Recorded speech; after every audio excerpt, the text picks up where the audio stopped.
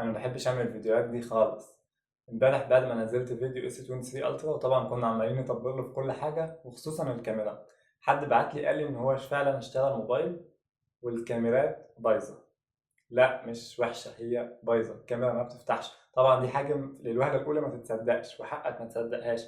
انا بعت له وقلت له صورها لي يعني اشوفها فيديو، وعشان حتى اشوف يعني المشكله دي ايه، يعني لو اعرف اساعده او كده. هو فعلا صورها لي وانا هعرض لكم الفيديو دلوقتي.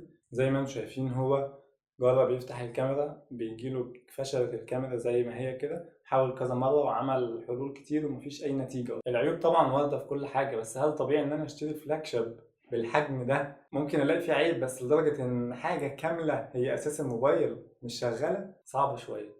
انا حتى مش هعرف اعلق عن الموضوع، هسيب التعليق ليكم انتوا، قولوا لي رايكم ايه في الموضوع ده. ولو حد عنده حل، يعني مش عارف، لو حد عنده حل يقوله له، طبعا هو هيشوف الكومنتات.